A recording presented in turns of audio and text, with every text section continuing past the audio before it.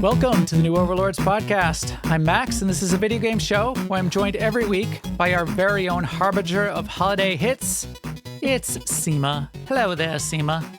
I'm here, and I'm listening to Christmas music. No, you're not. No, don't do No, that. you're right. Don't do that to me.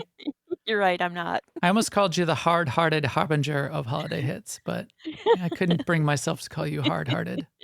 So. I am though. I'm extremely hard-hearted. Hard-hearted harbinger of holiday hits around Halloween. We are going to talk about holiday hits this episode, are we not? We are. We hope they all will be hits. I do have a hot take by the end of it, in that, not that they won't be hits, but that nothing coming out in the next 2 months has a chance at Game of the Year. So there's my hot take. Not in a bad way, hot take but we've seen so many good games this year. I think probably even our top 5 list, at least the top 3 is locked. It's going to be very hard for any of the games that are coming out in the next 2 months, which don't even seem really good, seem really interesting, but nothing like really that big is coming out. Maybe everybody was scared away a year ago when they were planning their dates by GTA potentially being out around now. That there's just like none of the big ones are. I mean, I feel like they can be I feel like they can be tactical or strategic about their release dates to a certain extent, but to put things off by 6 months is a lot. Unless you have something else for everyone to be doing, which I'm sure they do, but yeah. Right. We're also going to talk about WoW music right now for a moment. Because I put it off and I told you we would talk about it. I believe, and I might be misquoting you here, but aimless claptrap bullshit these days, I think something. Okay. That is a misquote. What I said is specifically in the zone of Koresh, it's aimless claptrap bullshit crap. I do not like it. I do, but in fairness and for transparency, I am a Russell Brower fangirl. I've loved his music for years and years and years, and it's like in my heart. But that's not it for this. This is something else. You know what? I don't know if we should go here, but do you know, like, in the olden days when we used to watch DVDs at home, and the menu would have like the same 8 bars of music playing over and over again? Yeah. Yep. That would make me want to murder somebody. Yeah, it was almost like elevator music practically.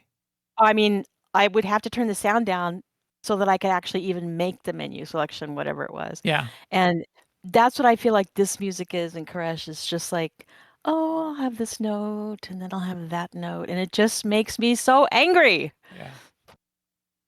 It's nothing like K-pop Demon Hunters, which I saw on Sunday finally. And boy, that's got a lot of really, really good music in it. I mean, for me, it doesn't have to be all hooks or anything like that. But anyway. We'll see what they do with Midnight, which we'll be talking about in terms of the things that are coming in the next 2 months. We're going to get the pre-release release. I recognize there's a lot of really talented musicians and composers that work at Blizzard. I'm not saying because they're not Russell Brower, they can't make good music. They absolutely can, and they have. It's just wanted to let you know that I did have that in my heart also. Yeah, right. It's clear. All right, let's catch up on a little bit of news before we get into the big things coming this fall. There is news. Good news, everyone. Tell me, this is an article you caught, which is amazing, this add-on stuff. So add-ons are blowing up because they're taking away one of the aspects of the ways you can build add-ons, and there will be many fewer add-ons in WoW in the future. But tell me about this article. So this is from PC Gamer, and basically there is a player in WoW who decided to load up as many add-ons at the same time as he could. His goal was 4,000 add-ons, and he got to 3,600. So he's running his game with 3,600 add-ons, and then he streamed, and people were, you could see his screen, which is like a mass of windows and partial windows. And should I read this paragraph? Because and I'm PC showing Gamer, his screen here in the on the screen PC too. Gamer, I find when you read a lot of PC Gamer articles at once, they have a voice and it's a little bit snarky. So it's fun.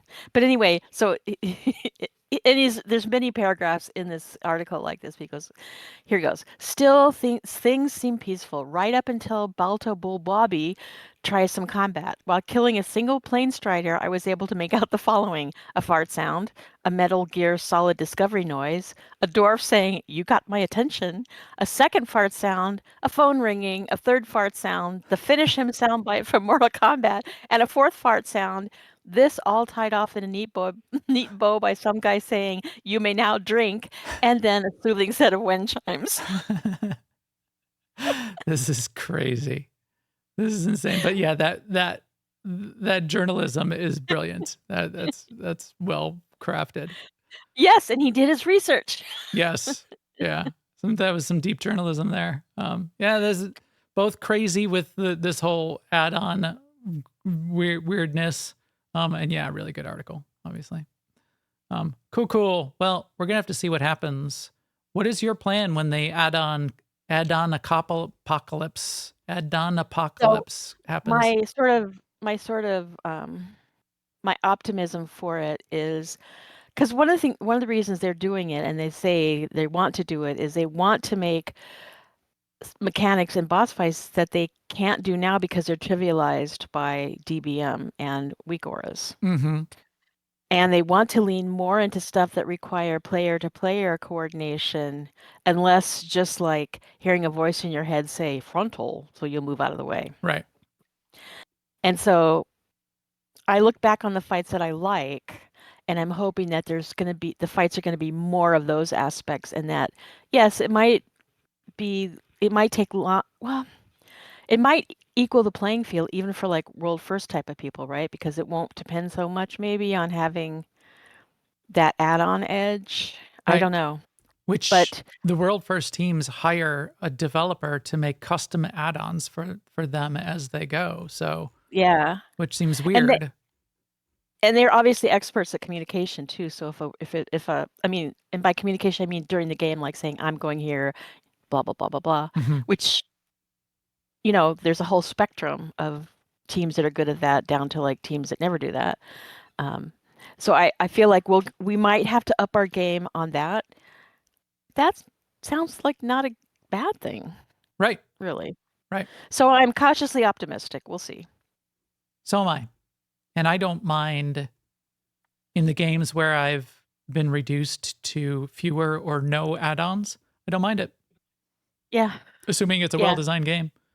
I mean, it's almost so if you're thinking of assuming yes, exactly. Like and Blizzard is coming up with their own tools to fill some of that gap too. But because they'll be in control of those tools now, they can shy away from doing things that they don't want done. Right. Cool.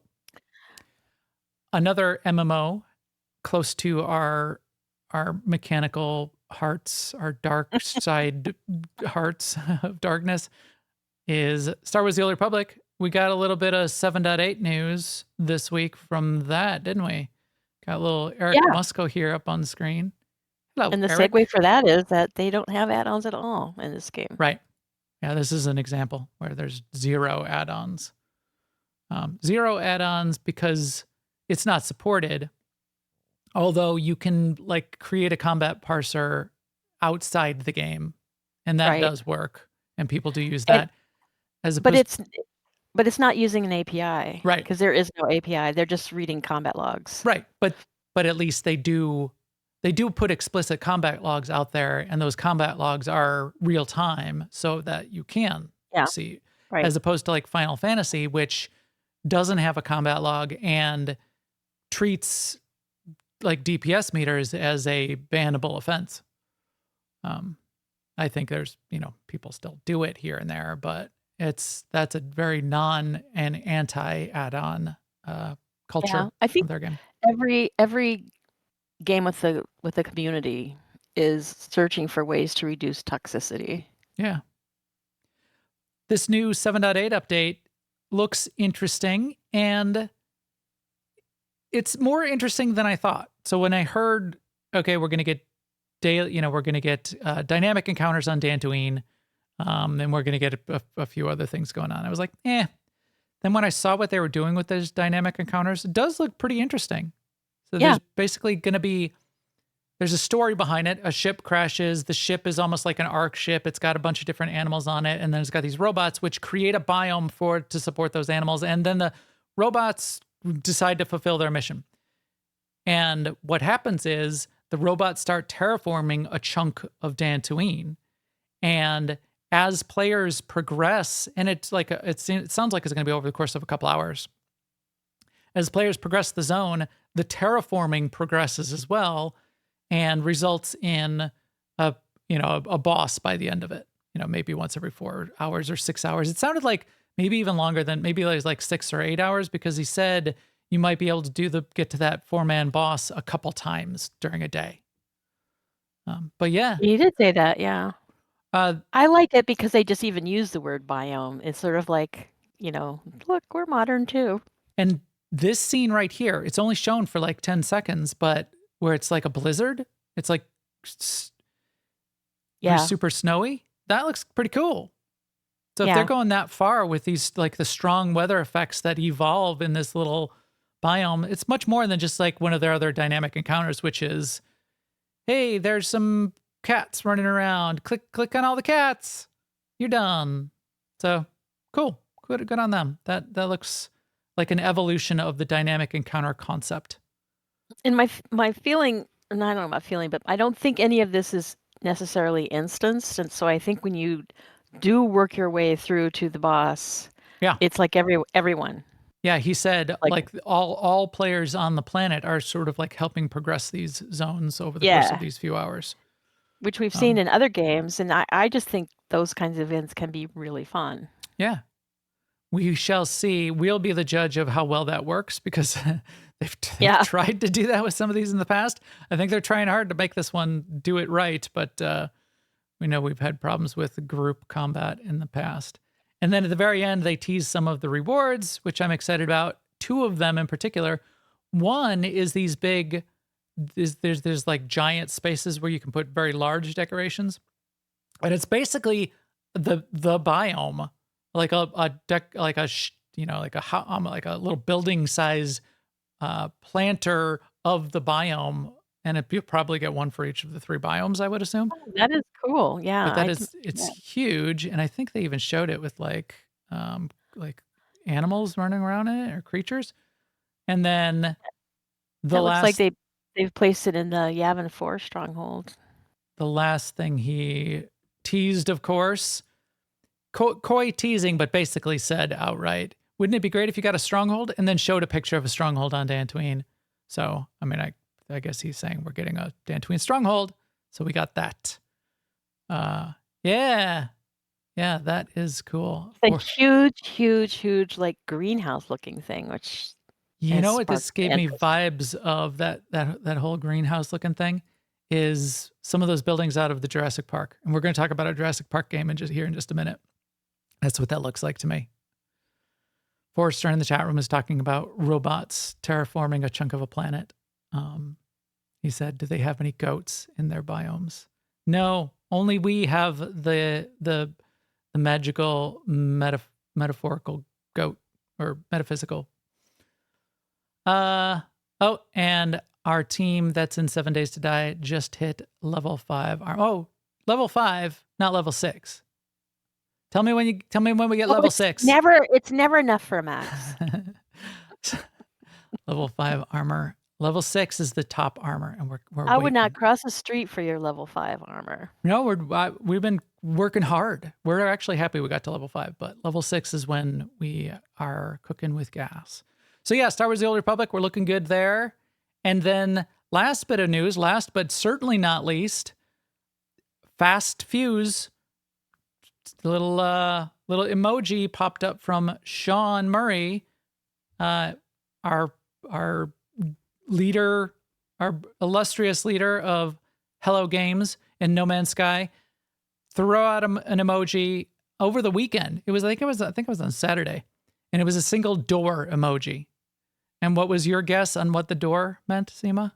Which it turned out to like not be, door. but it was great. Yeah.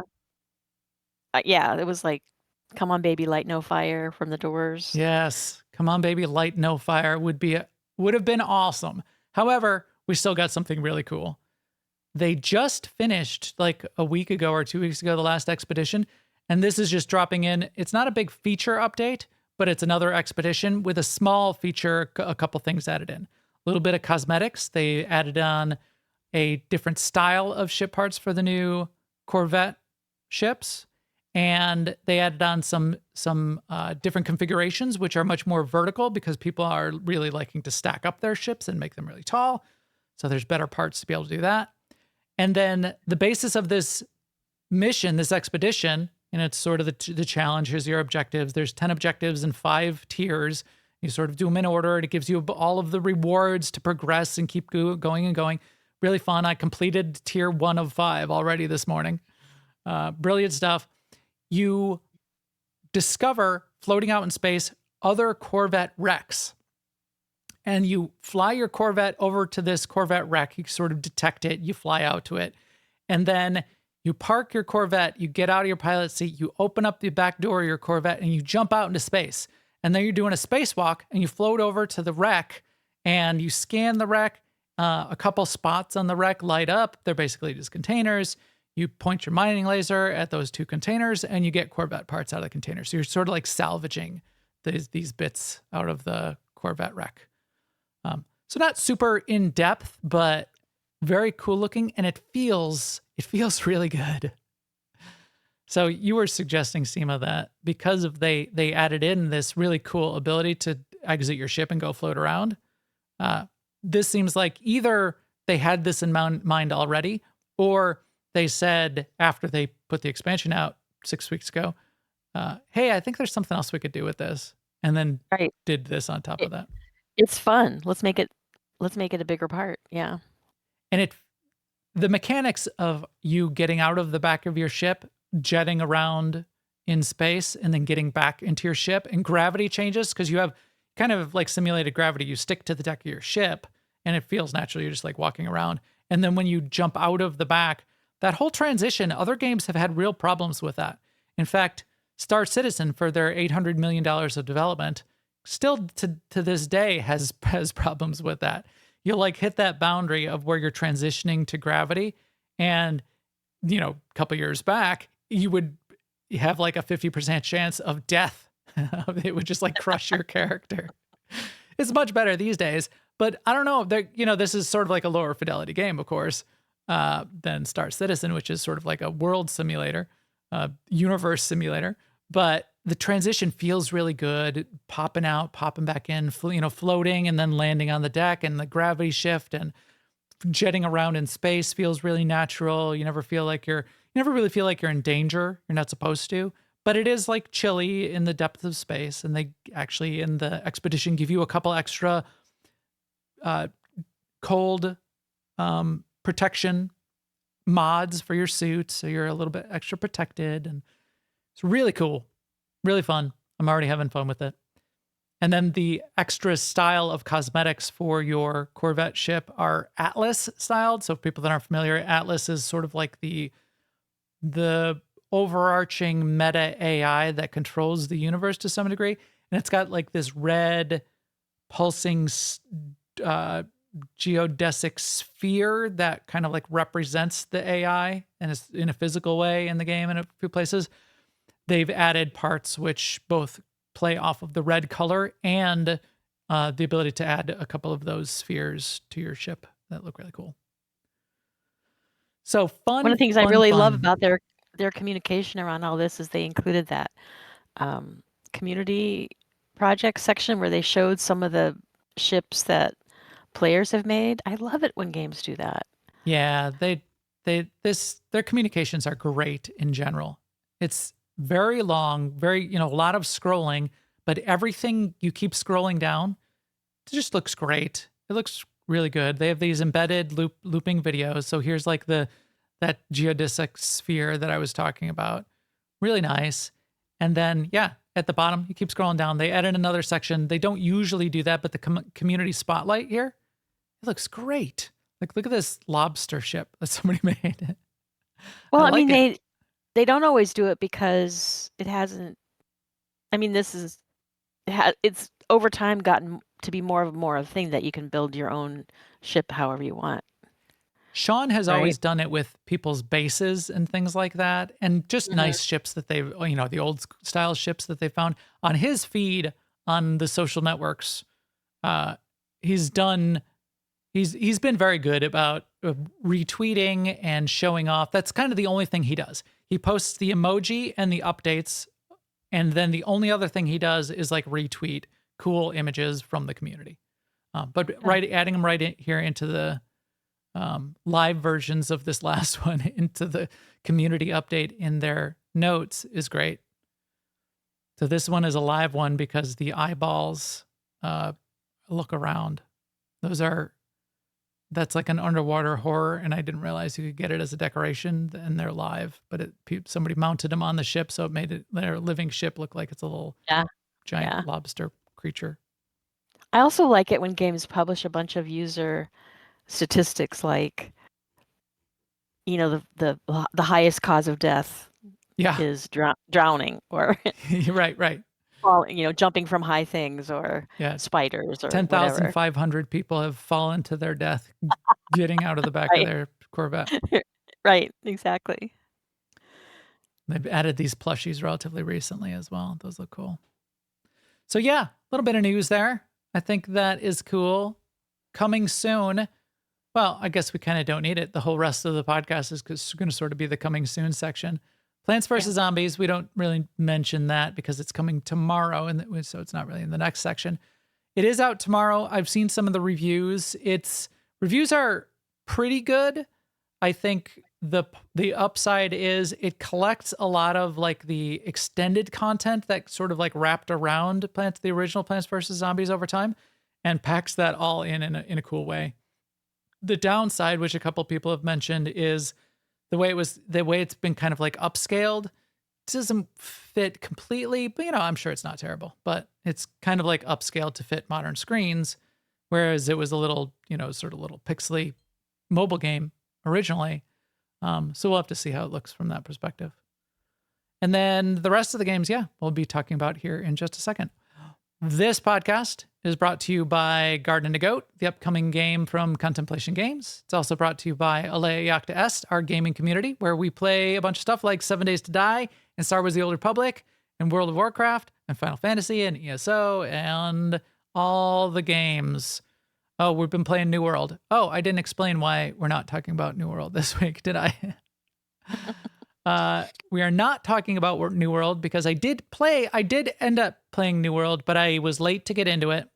It was a lot of server queues over the weekend. And then when it finally cleared up that I was able to not be in a queue, I've been out of it for like 6 months. And if you've been out of it for more than 6 months, they kind of like put your account into hibernation. And if there's space on the server, you can get right back on. If there's not, they're trying to like balance the community out. So they'll lock servers when they get too full. They don't spin up a lot of extra servers. They don't want empty servers. They don't want to have to be constantly doing server merges and that kind of thing either. So there have been a lot of server queues because they're really trying to like keep tight reins on everything. So I wasn't able to get in, and I didn't want to move my character off the server that our gang is on. So I was a little disappointed, and I was a little salty about that over the weekend. By Monday, I was able to get in and get into our regular server, Harbinger. So good.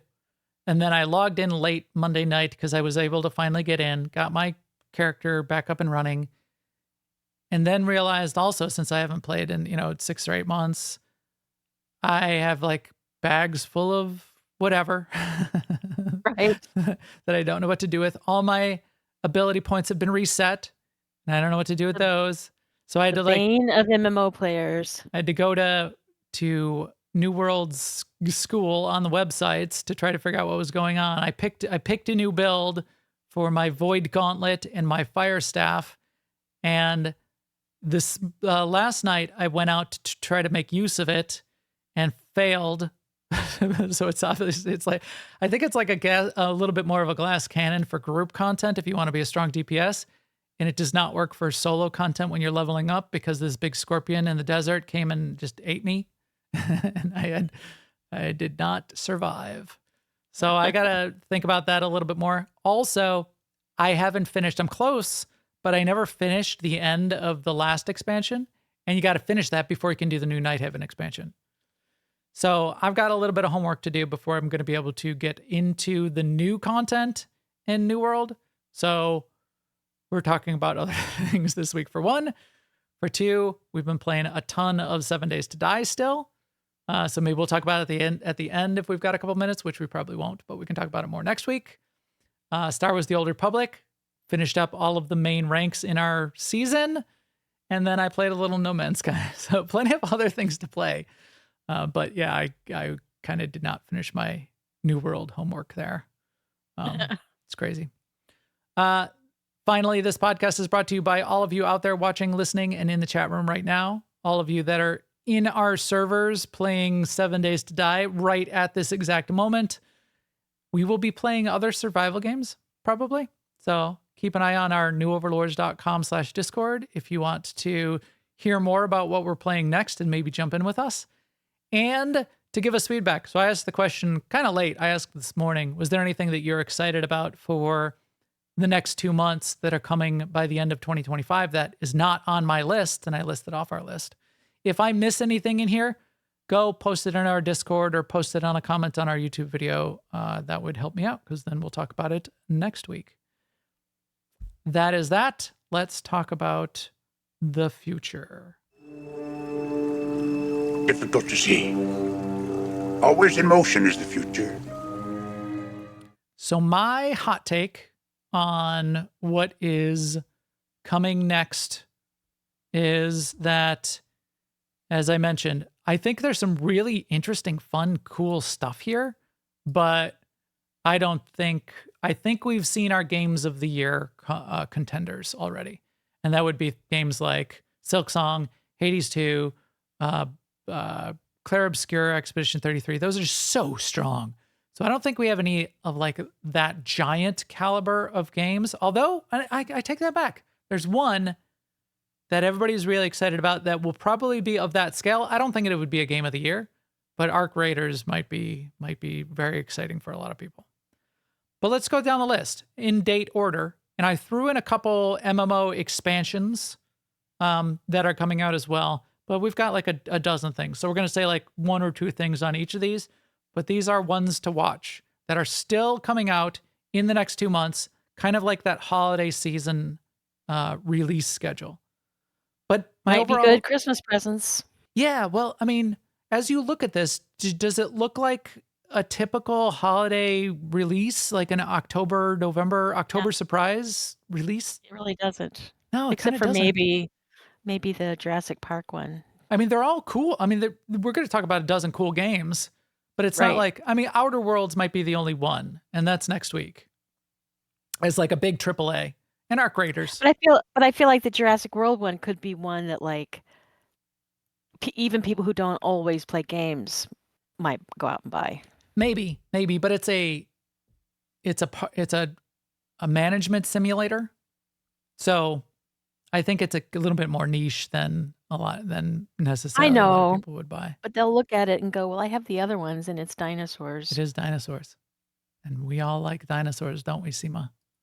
We do. We do. It's human nature.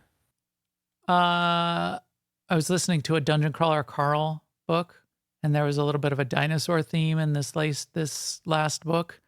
And because I've played so much Ark Survival, I knew like all of the dinosaur names. Like there was a shapeshifter race that shapeshifted into beavers that were called casters, and I knew why they were called casters because Casteroides is the prehistoric predecessor to the beaver, sort of like the giant saber-toothed tiger version of beavers. And I know that because of Ark Survival. That's awesome. Yep, it is. Anyway, first up, yes, is Jurassic World Evolution 3. A lot of these are like 2s, 3s, but that's cool. It's a park survival sim. Not survival, a park management simulator. in a really cool way. You can do a little bit of terraforming. You can do a little bit of like, then you like lay out the buildings. People come to your park. You see the little guests walking around, walking down the paths. You have to like arrange your park and arrange like the feeding of the animals and all like manage all of those parts of the park properly so that the dinosaurs don't break out and eat people, basically. Right. So does that mean that you have to feed them correctly, or that you have to build like the best walls, or I think all of that. I only watched the trailers so far. you have to prevent them from evolving to be more intelligent? Yeah, you have to prevent life from finding a way. Yep. In fact, I don't know if it's a Jeff Goldblum impersonator or if it's actually Jeff Goldblum, but their trailer has a Jeff Goldblum voice, and it sounds like his voice. At least in the trailer. I don't know if he's in the game also. I wouldn't be surprised because he's made all those apartment.com commercials. He seems pretty game to do pretty much anything. Yeah. In a cool way. But yeah, looks cool. Looks great. I like dinosaurs. I would play this. Next up, a little bit of an update for one of the MMOs that we have in our community. Guild Wars has got a new expansion, relatively meaty expansion coming out. One of the ones that you have to pay for. And that's kind of like how they make their money. There's no subscription fee. So this will be Visions of Eternity. Expansion 6 is coming out on October 28th. So this is next week also.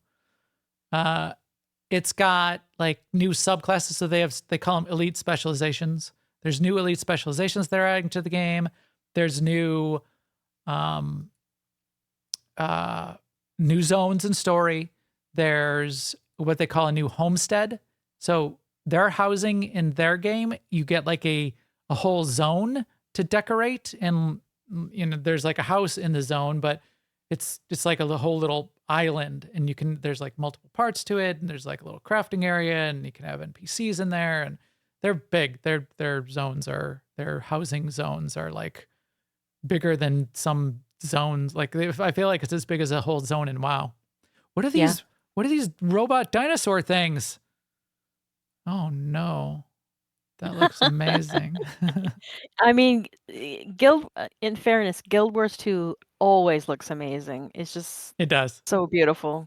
It does. They've done a good job of a time invariant, a persistent design that continues to look good many, many years later. Yeah. So that's cool. Next up, it's something that I've definitely had my eye on and have been eagerly awaiting. We've been talking about it every week. Outer Worlds 2. So this is the next installment in the Outer Worlds series. I keep watching more videos on it, and so I don't know if you heard about their flaws system, but I'm pretty interested in it. So when you create your character, you can give your character a character flaw. And the character flaw gives you, it's sort of like a pros and cons kind of thing. So you're not really picking like a different, it's a way to customize your character, almost like to make it a different class. If you want to like specialize in a particular area. So you can say you have this flaw where if your gun ever runs out of ammo, it takes you like 5 times as long to reload your gun. But the upside is you shoot at double speed. So like it's just like a little pros and cons kind of almost like a challenge mode in some ways, but gives you a bunch of buffs and bonuses along the way. That it's a really interesting twist on customizing your character. That's a pass for me. Well, I hate it when they give you like give and take abilities. Is it? I mean, I know what you're saying. I definitely know what you're saying, but I think it's an interesting twist. Let me just put it that way. Just an interesting twist. I mean, if it was just perks and you could everybody's got perks and you can just pick more perks and you build up your perks and you build up your character and you get perks. The kind of like, they could have done it as, you're like here's like a different class or a different specialization. You're a melee character, so your ranged abilities are weak. You're a ranged character, so your melee DPS is weak. in effect, classes kind of do that. You're a caster, so you don't have much armor. So you're weak. You're weak in armor. You're squishy, but you have high DPS. So it's almost a way to just allow you to create custom classes on the fly. Yeah, that's way better than the thing you described with loading in bullets, because that definitely seems like you yes, and then you shoot faster and then you're out again, so that makes it sound like you're not shooting hardly any of the time. But yes. Well, that is one of their flaws, but it's only if you let your gun, if you don't reload before you get completely out, is the trick. So it's like an extra twist to how you have to play your character, that you can get 100% bonus out of the flaw if you manage it properly, kind of thing. It changes the way you play. We'll see. No. Yeah. It all comes down to the execution and how it feels. Yeah. Right. Right. But yeah, I'm interested to create some characters, figure out what I want to play, and then just aesthetically, it's a cool world. Just that bit of steampunk built into sci-fi steampunk is fun. Not a lot of games really lean that hard into sci-fi steampunk in a really good way. And this game is. WoW does a little bit, don't they? Sort of the gnomes and the WoW, yes, goblins. WoW sort of doesn't have any regard for like genre borders ever. No, they sure don't do they? In a fun way. They'll just throw anything in there. You'll be like riding around on a dragon or a motorcycle. You take your pick. Right. Your friends side by side. Dragons or motorcycles. Both. Why not? ¿Por qué no los dos? That's right. All right. Next up. See, this is going to be big, and it's already seeming really exciting to a lot of people, and it looks really good. I predict this is going to be a big game, is Arc Raiders.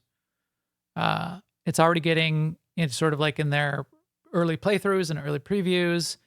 It's looking amazing. In fact, it's looking so amazing, I'm disappointed that it's not a PvE or like a solo campaign version of a game. It's an extraction shooter.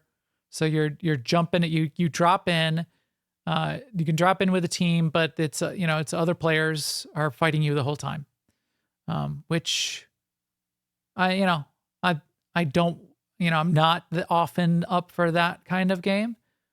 Which is a shame, because I look at this and I look at, just like the aesthetic and the style and the shooting and the running around. And if this was a PvE game and we could get, get our team in there that's playing 7 Days to Die right now, get Corley and Stask and Machete and Saturn in here and just do a squad and jump in here. I mean, we could maybe do it with PvP. If it's a group of us, maybe it'd be fine. But I'd prefer if it wasn't. Because it looks awesome. It looks good. And boy, people are excited for it. It sounds like it's hitting on all of the right notes that people who do like extraction shooters really want to see, as opposed to, unfortunately, Marathon, which I think is still potentially, I don't even know, did I leave it off the list? Did they push that to January, or is that coming out in December as well? Maybe I left it off the list. People are not excited about Marathon. Unfortunately, because of a couple things came together that it was aesthetically didn't hit with everybody. I kind of liked it, but it's definitely a little bit way stylistic in an interesting way. The gameplay, people were so on, and then they had that little kerfuffle with stolen artwork accidentally that people did not like. So they went back to the drawing board a little bit, but we'll see how Marathon comes out. I think Arc Raiders then benefited from being compared to Marathon. Do you ever hear of it's probably not even true, but how people will become friends with people that are less attractive than them so that they stand out more? I feel like that's what Arc Raider was able to do with Marathon, so that they could stand beside Marathon and then they would look prettier. But yeah, we'll see. I think this could be big. I think this could be a big thing with a big segment of the gaming communities for November, December. And that's October 30th. So that's the day before Halloween. So all of November might be Arc month. Arc with a C, not Arc with a K, which is in December. Let's see. Next up is an entry that was submitted by Forster, who's in our chat room and in our Discord, provides a lot of input to the show. I saw this in the list and I glossed over it because I don't follow very many sports games, but I guess this is a pretty big deal. So it's Football Manager 26. And this is football as in what Americans call soccer.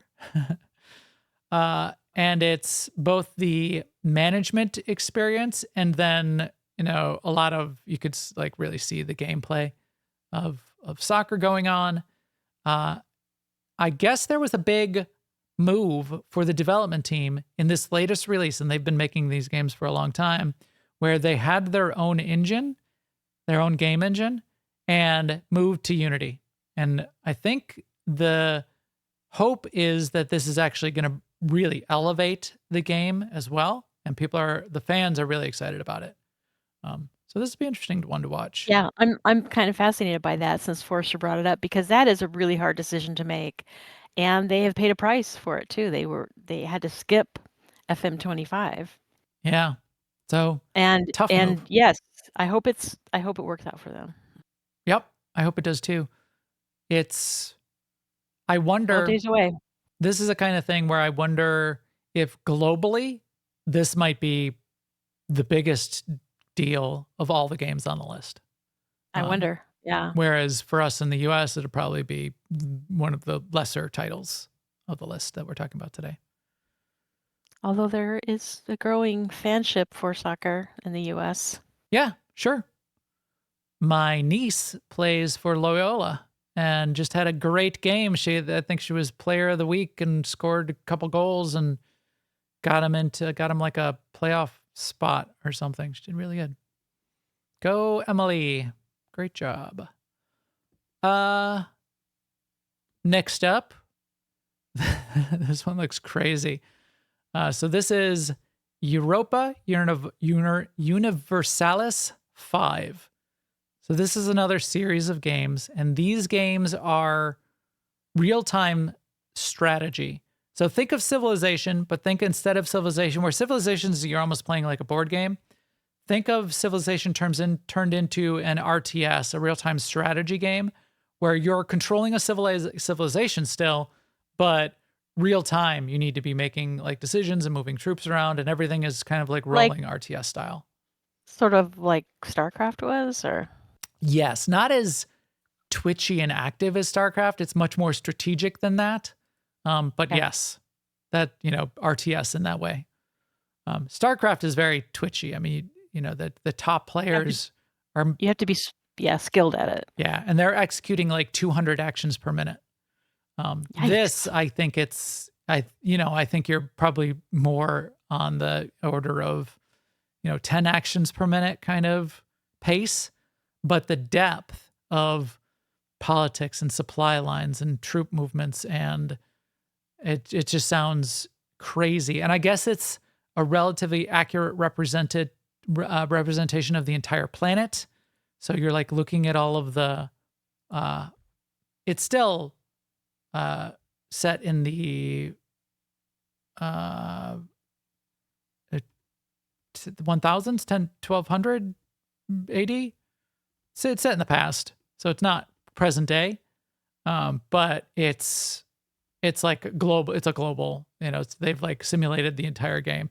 In fact, the IGN reviewer I was listening to talk about it said, "Yeah, it's kind of crazy. I've got like a pretty hefty gaming rig, and the early access version, the test version that he was given, struggled. The developer said, we're in the middle of optimizing." But with as much as going on around the globe, it's just insane. Oh, look, they've got Bohemia on the map. My family name is a Bohemian name, my last name. And Bohemia is not a country anymore. In fact, the country that Bohemia turned into is not a country anymore. Because most of Bohemia turned into Czechoslovakia, and Czechoslovakia is not a country anymore either. Okay. And that's a...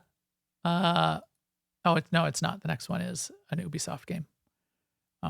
But yeah, looks really cool. And for that, again, it's sort of like a niche game. You see what I'm saying? It's not like...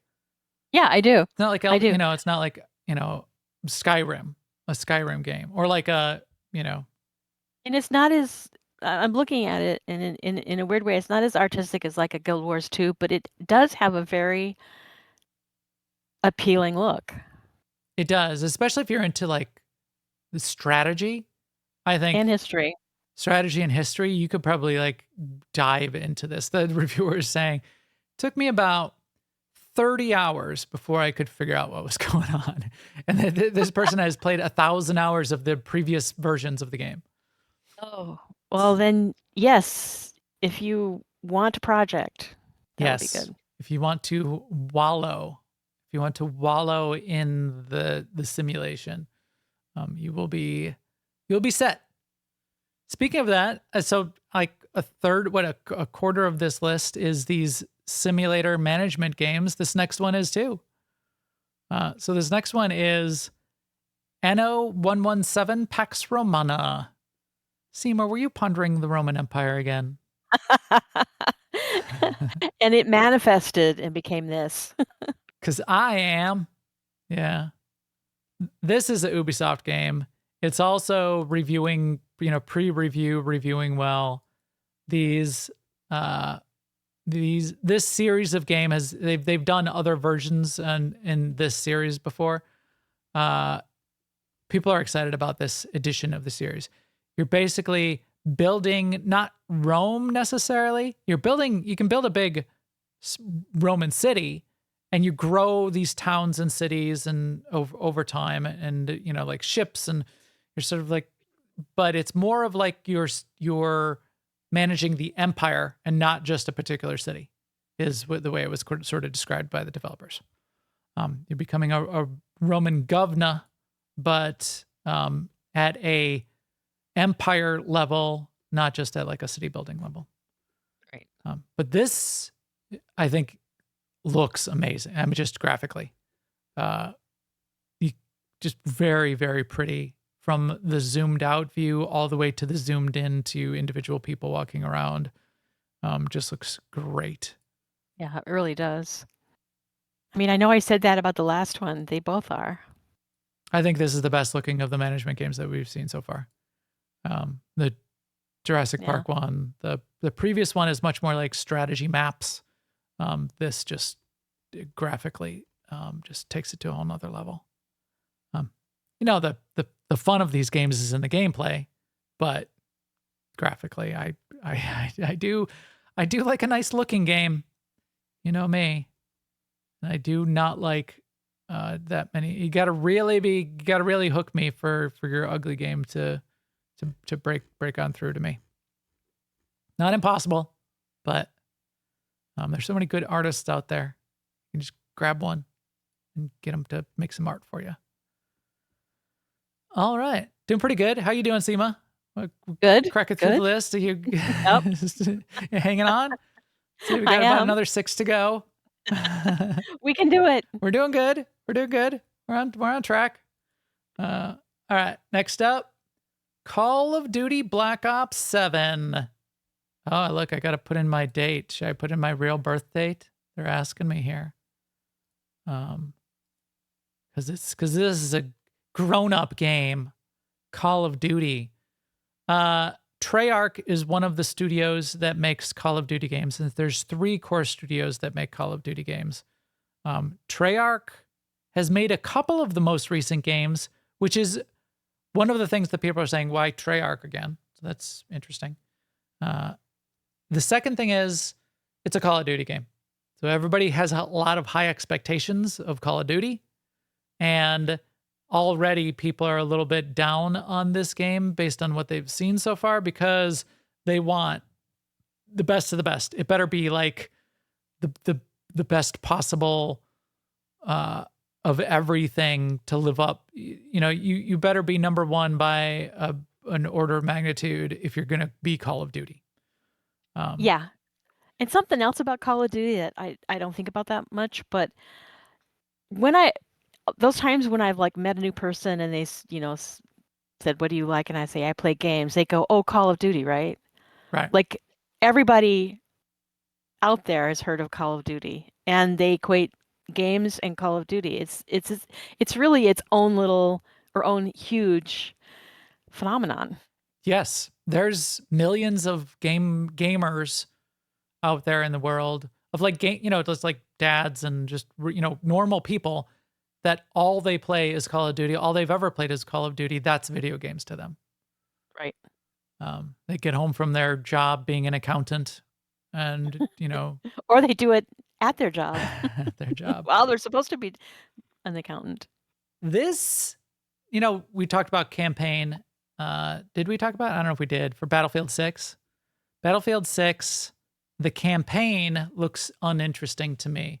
And one of the main reasons is it's a war game, and it's kind of a realistic war game, and it's set in present day, and war in present day is real and not good, not fun, not a nice thing. So I don't prefer that. I don't. So it's not a good that. escape if it's too close to, yeah. Whereas this, it's set in 2035, but there's no way this is 2035. This is how we always overestimate what's coming in the near future. Right. There's like humanoid robots, roaming the battlefields you're fighting as part of this, and like, hovering energy blasts and drones and stuff like that. But it's at that stage of close enough future, what I call like, the near tomorrow future. I really like that. I like that aesthetic. I like thinking about what's kind of close, and not like, 1,000 years in the future where, there's aliens in space and time warps and, we're living in black holes. So I like the aesthetic. I would be much more likely to play this campaign in a heartbeat. In fact, it looks cool enough. It looks a little cyberpunky enough. It looks a little futuristic, techy enough that it's really catching my eye. Now, and it's got a zombie mode. So they're going back to one of their traditional zombie modes. And I think this was this was the zombie mode where one of the zombies kind of looks like a spider. So they have an arachnophobia mode for this. Whereas there's another zombie right next to it that's mutated with like human, like a dozen human faces coming out of it, spewing, like vomiting acid at you. But that's cool. That's all cool. We don't need a phobia mode for that, because nobody is afraid of that. But the one that looks a little bit like a little spider, that's just, we can't have that in our horror, zombie, terrible, crazy horde game. Anyway, my side rants, unreasonable side rants about arachnophobia modes. Yes. But this zombie mode actually looks pretty fun too. So we'll have to see what's going on there. Yeah, I won't be playing multiplayer. I'm not into Call of Duty, and that is where they're getting a little bit of negative feedback on the previews and the pre-release reviews that are going on so far, because people expect a level of gameplay and a type of gameplay from Call of Duty, and I guess they're not getting everything they want out of this iteration. One of the criticisms is it's much too fast. It's just a lot of like juking around and sliding. The sliding is too quick. The acceleration is almost unrealistic and very twitchy kind of game. And I think some of the hardcore old school fans are a little bit disappointed in that. They were hoping it would calm down a bit. It doesn't look like it's going to, but maybe those Gen Zers, Gen Alpha, that's what they like, man. They got that TikTok attention span. They need everything to be twitchy super fast. All right. That's Call of Duty. You going to be playing Call of Duty, Sema? That would be a no. A no. What about the zombie mode? You could play the zombie mode. We'll get in there. We'll go play zombies. You gotta come play 7 Days to Die with us. Oh, they I don't like only hands games. only hands. You're right. First person, only hands. Only hands games. What is coming on December 2nd, Sema? What is coming on December 2nd that is relevant to Oh, our yeah. interests? Housing. Yes, WoW. you know it. You know it, yeah. And, I mean, speaking of housing, I mean, Remix is going on right now, and you can earn decos for your house during that time frame when Remix and the housing introduction overlap, because that's when you can get the decos in Remix. That's right. That's right. I did hear about that, and that was one of the reasons I did Le Mix. That's what the kids call it, Sema. Le Mix. Yes. Yes. Or It's Lemix? a Lemix? How do they say? portmanteau of Legion and Remix. Yes, it is. But have they released the housing decorations yet for Legion Remix, or not until this comes out No, on not December until 2nd? it's part of the you know how we were saying that Remix has this like phased thing this time? Yeah. So they haven't released them yet. Isn't Or there the only way to like earn them. 88 days left in Legion Remix then? Yeah. Yeah, something like that. 90-ish. 90, Yeah. 89, 90. Well, they better TikTok. They better get it out there. Running out of time. I mean, something tells me I'm not going to be one of those people that can single-handedly run a M plus, Mythic plus 40, because that's a lot of hours to get up to that. Yes, it is. And while I'm enjoying Remix, I don't know that I'm playing it at the level that's going to get me there. We'll see. We shall see. I don't even know. I played it to level up, and then I stopped. I got to go back in there and see what kind of currency I've got, so that I know if I'm going to be able to buy anything out of the decoration list, which would be nice. I went and bought all the pets just to get that out of the way. And there's not that many, so I didn't spend much of my browns doing that. But there is so much transmog. I don't even know how to pick really. So I'm going to think about that later.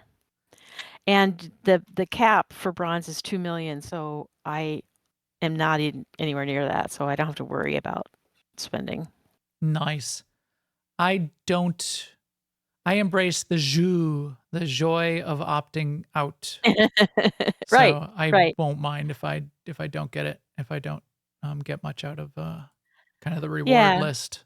Yeah. And there's a fine with number that. of mounts as well. I think I'll easily be able to buy all the mounts. Well, we'll see. And then there's some things that come from achievements. So, as we get closer to the end, I'll get more like targeted about it.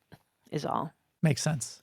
If there's a certain, because I can already feel my character who's at like infinite knowledge, like maybe 10 right now.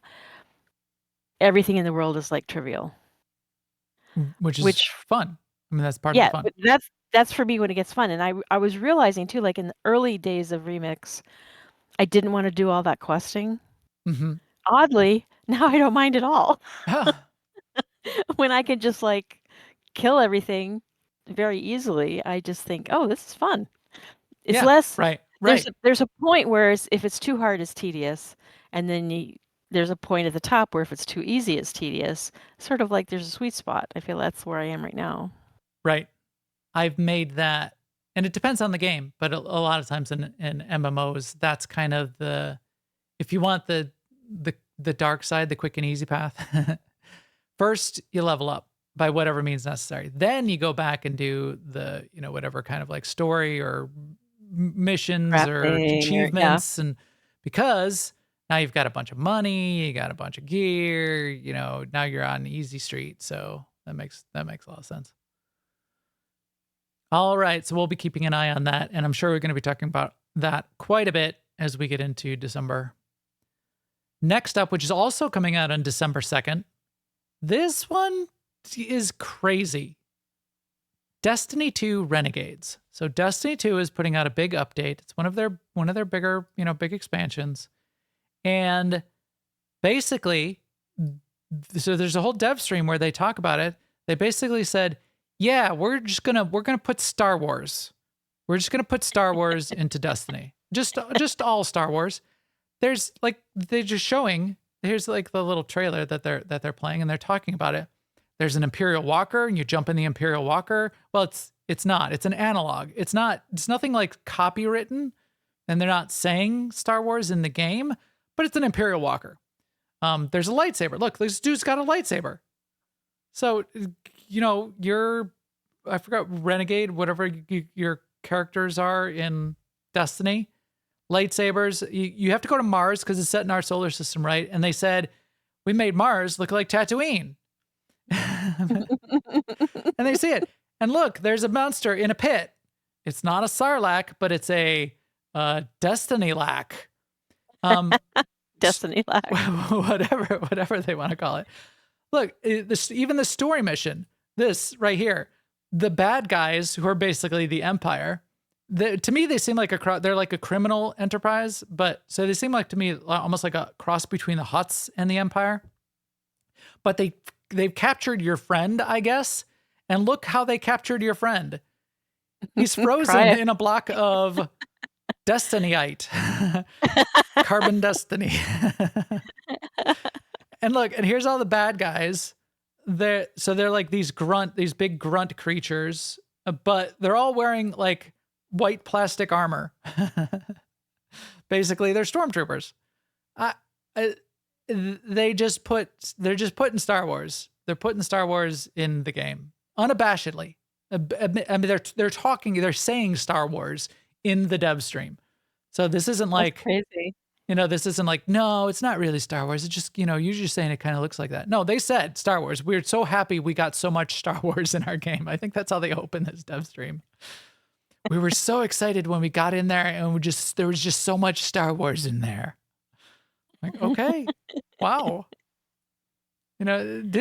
Zack Snyder made a whole cinematic universe, which failed, but a cinematic universe that what is it? What were his 2 movies called on Netflix?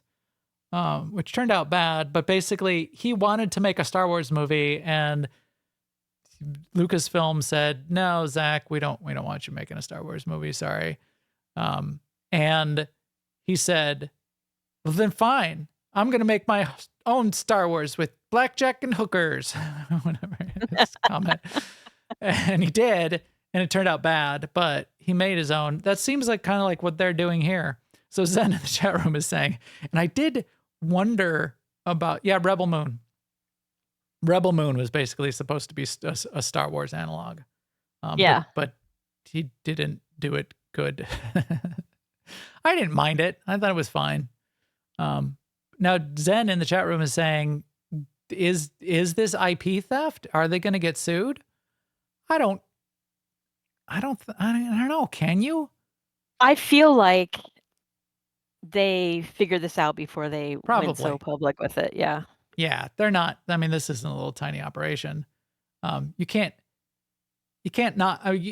Disney has a copyrighted laser swords. You can call it. If they called it a lightsaber, it would be a problem. They haven't copyrighted, a robotic transportation device that's bipedal. So I don't know.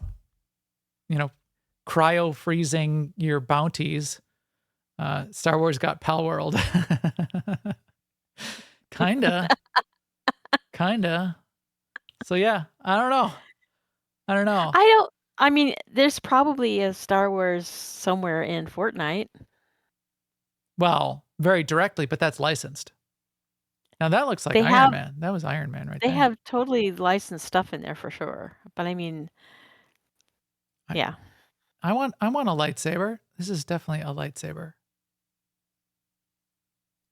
Well, I have a lightsaber. I mean, in my game, I actually have a lightsaber. So this is where we need the Ready Player One Oasis. Yeah. Where you can take your lightsaber wielding character from your MMO and bring it into another MMO and fight side by side with the Destiny characters and a Tauren running around and et cetera, et cetera. Yeah, that'd be great. So we'll see if they get sued. I don't think they'll get sued, but never know. Look, this is like Hoth. They're right there. They just showed it. That's the Rebel base on Hoth. But it's like Mars looks like Tatooine. They didn't like call it Tatooine. They didn't, they just did it on Mars. I mean, I'm kind of with Zen. I feel like, I am with Zen always, but if you talk about it and call it Tatooine, and you have a space wizard and they have a laser sword, I don't think just because you don't call it lightsaber is the best protection. But I do feel like they must have some protection because everyone knows that Disney goes after people. Right. It's not like they gotta have some sort of plan. Yeah. Yeah. Maybe they are licensed. What is this? This is like basically, what is this? I don't know what this last image is. Maybe it's licensed. Maybe they got permission to do this. Because this is an X-Wing fighter. What is this? Yeah, it looks like an X-Wing. What do they call it though? I don't know. A Dust Wing. An Extony fighter. Yeah, it's even got the... Yeah, well, it's a close. AI overview says, the X-Wing in Destiny 2 Renegade is called Renegade Leader. So it even knew what I meant by X-Wing in Destiny Renegade. Okay, so we're going to need more information on this. Somebody call up Destiny's lawyers and get them on the phone. We'll interview one of their lawyers next week. Book that. Gemini, Grok, AI, Alexa, GPT, do your agent thing and book one of the lawyers on our show for next week. All right, moving on. Who knows what they're doing there? Almost done. Wrapping it up. This one, it's a little indie game. It's a niche game. But on all of if you do sort of like the searches, what's hot, what's got a lot of wish lists, what are people anticipating, what are the most anticipated games still coming out in 2025, Paralives is on the list. Paralives. And basically, it's a tiny indie studio. It started as one person in 2019. Now they've got like 14 people. It's a Sims. It's a Sims. It's an Inzoi. It's a Sims game. When they talk, they make little sim talk speech, Simlish. You run your little life. It's kind of like cell shaded. It's 3D, but it's like cell shaded looking. I don't know. Cool, cute, looks good. You had a couple interesting comments on why this might be able to be successful. Right. I was just thinking because it's of more modest scale, being an indie, I think it could coexist very nicely with The Sims. It doesn't have to be the Sims killer, or it doesn't have to take over the market to be successful. I think they can make their own little community and their own little niche and be very successful if it's a good game. Right. As opposed to Inzoi, who kind of went at it with the budget also, trying to be a Sims competitor. And if you come in at that level and you take on the bear head to head and you have the budget to try to do that and you don't take down the king, I'm mixing metaphors here. It's much easier to fail because you had a big budget. You're not making your money back. Whereas if you're a little scrappy studio and you've got some dedicated fans and you've got a nice game and you can keep your budget tight and you can keep the development going, they could potentially sustain it with a small community for years and years and turn into a big thing over time, which is the way you have to go about making a game like this. Because nobody can compete with The Sims in 2025, but in 2035, after you've been developing Paralives for 10 years, you probably can. If you have a sustained development cycle and keep up with it. All right. Kind of wrapping it up. The last one on the list, which we've talked about before, Star Wars is technically on the list as well. And we're going to make Sema pick a date here in a second. But Ark Lost Colony is coming It doesn't have a definitive date, but it's supposed to be coming in December. The date that's been floated, it's sort of been confirmed in the community informally, but is not on Steam yet, is December 16th. So this is another map, an expansion, a little bit of story coming for Ark Survival Ascended, the current version of Ark. It also has connections, in theory, to Ark 2. Now, we've been waiting years. Ark 2 is years late, but Ark 2 is a different kind of game, maybe even not survival. We don't even know completely yet. Nobody knows. But it's, in theories, it's set on a different planet. And Lost Colony is a colony that connects to the people that got on that Ark ship and went to this other planet where Vin Diesel lives now. So that's what's going on here. It's also vampire themed, so basically this Lost Colony is got a bunch of vampires in it. That's what we've sort of like seen from the cinematic trailers so far. We don't know exactly what's going on, but we're going to find out. I'm excited to play it because it's a brand new bit of content for Ark, which we've not seen in a long, long time. What they've been doing for the last 2 years for Ark Ascended is re-releasing old maps. They're remastered and they're cool and they're fun, but they're old maps, they're old content. So I'll be playing this for sure there at the end of December, and we'll have to see where it goes from there. We'll see how good it is. We'll be the judge of that, if you know what I mean. And finally on our list, the last on our list is Star Wars 7.8, which we just talked about. We showed the video in the news, which just came out this week, is going to be coming by the end of the year. They usually do that in the November, December timeframe. They don't have a specific date yet. They've said holiday season. We always make Sema guess a date. She always guesses exactly correctly every single time. So let's do that now, Sema. What are you saying? What is the date going to be? This is really a limb, but I'm going to say December 9th. December 9th. Ooh. That's a bold one. It's not on the PTS yet. I believe they plan, I'm assuming they plan to have more than one iteration of the test servers. So 2 weeks, 4 weeks. Then there's the holidays of Thanksgiving. And they've got to get it out before the holidays of Christmas. Yep. So December 9th. I think that is what they need to do. Like the 16th will be a little too late. But even then they have their work cut out. Over under, I'll take December 2nd, but December 9th, I think that's a good one. Stask in the chat room says he's going for December 9th as well. Everybody get your bets in, and we'll have a contest to see who's gets a smiley emoji after their name in our Discord.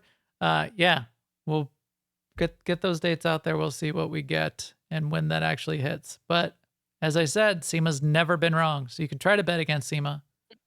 He's not been wrong once. Exactly the same every time. All right. Oh, we have news. We have hot news. Did you find that out, Sema? I did. Breaking news. We have a bulletin. Update us, Sema. Yes, we'll correct our lack of knowledge. Turns out Bungie and Lucasfilm do have a licensing agreement. The story and setting and everything is going to be canon to Destiny. It's not a crossover story and anything, but they do have a licensing agreement about using the imagery and taking it as their own. Okay. There we go. I mean, as they're in their own world. Yeah. Fun. Nice. Yeah. Good. Well, nice that they're not going to get sued and people are, the kids are playing nice out there. The law kids. Good. We wouldn't want a lawsuit. It's not fun for anybody. Cool. All right. Well, that is our roundup.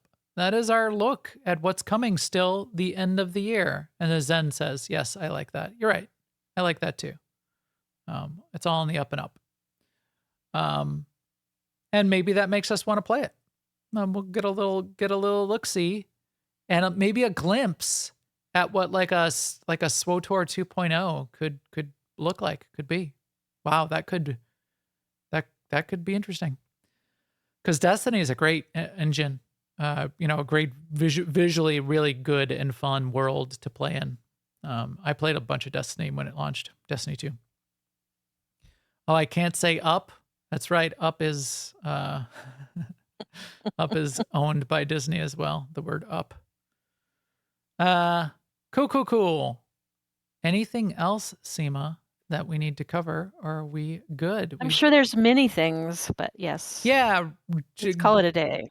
Yeah. Call us out in the comments on whatever platform you're on what we missed that you're looking forward to in November, December. And we still have some fun, big things that are coming out.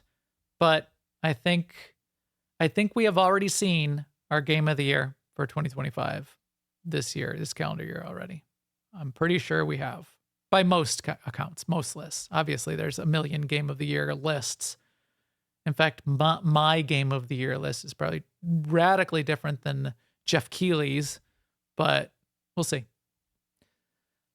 However, I think with that, we are good for today.